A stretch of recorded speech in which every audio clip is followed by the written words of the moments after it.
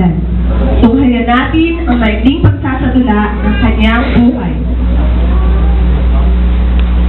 Jonah, pumunta ka sa Nineveh at pangaralan mo ang mga taga roon, sapagkat suko na sa langit ang kanilang kasamaan.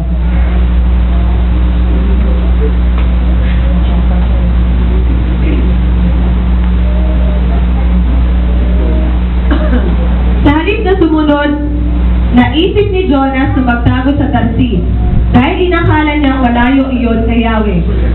At siya ay sumakay ng barko kasama ang mga tripulante.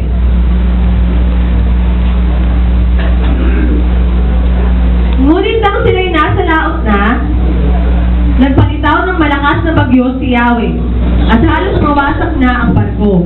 Dahil dito, sinidlan sila ng matinding takot.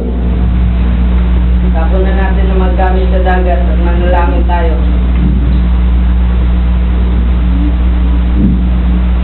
Samantala, si Jonas ay mahimbing pang natutulog sa sulok ng barko.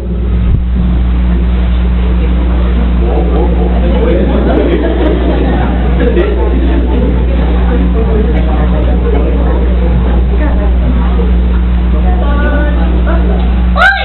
Bakit ka nagtulog-tulog dyan? Kung dahil manalangin!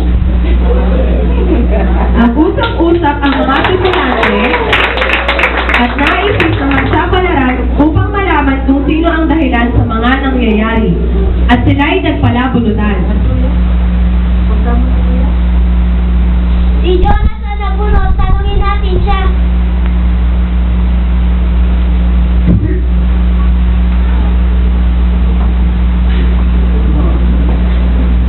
Ano bang ginagawa mo nito? Taga saan ka? Ako ay isang Hebreo. Ako nga ang may kasalanan dahil tinagtagwal ko si Yahweh. Ano? Napakalaking ginawa mong kasalanan. Lalong lumakas ang bagyo. Kaya, tinanong nila si Jonas kung ano ang dapat nilang gawin. Ilapit niya ako sa dagat dahil ako may kasalanan kung bakit ito nangyayari. Gawin na natin. O Yahweh, huwag pinapunta na kami para sa amin gagawin. Pagkasabi nito, binuhat nila si Jonas at inihagis sa dagat. At bigla itong pumayapa. Samantala, nagpadala si Yahweh ng isang dambuhalang isda at nilulod ito si Jonas. Nanatili sa roon sa loob ng 3 araw at 3 gabi.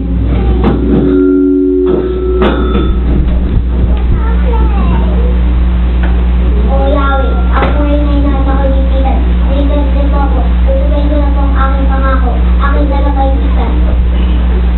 Kinausap ni Yahweh ang isda at si Jonas ay niluwa nito sa dalampasigan.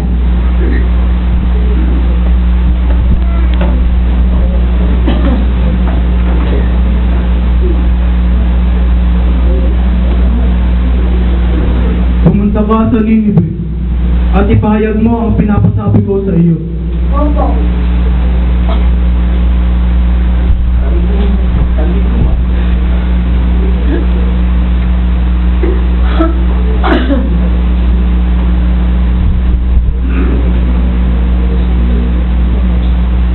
Pumunawin ang Nineveh kagaya ng 40 araw. Siya na natin ang ating mga kasalanan.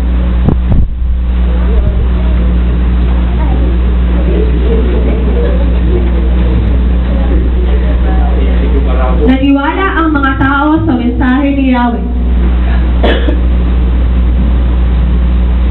Sa pamamagitan ni Jonas, kaya't sila ay nagsisi at nag-ayuno, walang kumain at uminom. Taimtim silang nanalangin at nagsisi sa kanilang mga kasalanan, at hindi na ituloy ang pagbunaw sa Nineveh.